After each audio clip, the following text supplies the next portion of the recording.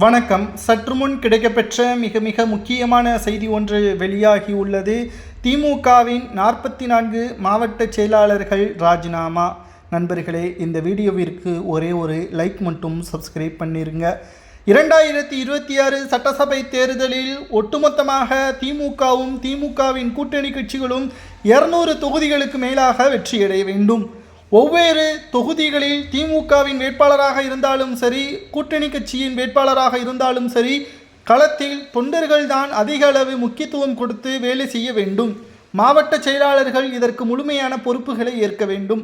இல்லை என்றால் தேர்தல் முடிந்த பிறகு அதிமுக வெற்றியடைந்து திமுக தோல்வியை தழுவினால் மாவட்ட செயலாளர்கள் தற்பொழுது குறித்து வைக்கப்பட்ட 44 மாவட்ட செயலாளர்கள் நீக்கப்படுவார்கள். அதற்கு முன்பாகவே அவர்களே தானாக முன்வந்து ராஜினாமா செய்ய வேண்டும். ஸ்டாலின் அவர்கள் எச்சரிக்கை செய்துள்ளார்.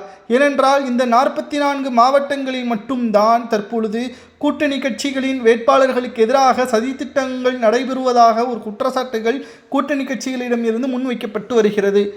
அதாவது தலைவர்களுக்குள்ளே ஒற்றுமைகள் இங்கு இருக்கிறது. திமுகவில் தொண்டர்களுக்குள்ளே இங்கு ஒற்றுமைகள் இல்லை.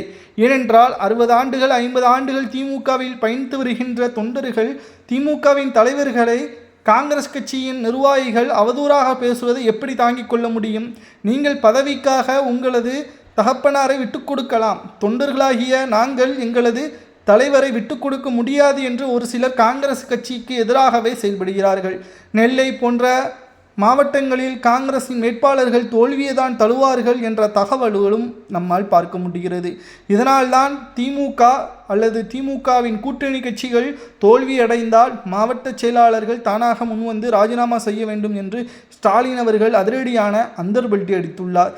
இது அதிர்ச்சி அளிக்கக்கூடிய வகையிலும் திமுகவின் அரசியல் வட்டாரத்தில் பரபரப்பையும் ஏற்படுத்தியுள்ளது.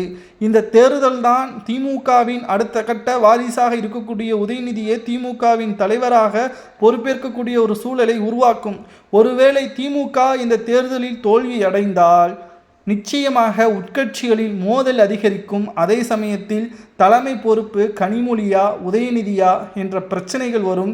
ஏற்கனவே ராசாவின் ஆடியோவின் காரணமாக அவரை ஒதுக்கி வைக்கப்பட்டுள்ள நிலையில் கனிமொழி கடுமையான கோபத்திலும் இருக்கிறார். தற்பொழுது 44 மாவட்ட செயலாளர்களை ராஜினாமா செய்ய வைத்தாலும் திமுகவில் ஒரு கிளர்ச்சி ஏற்படும்.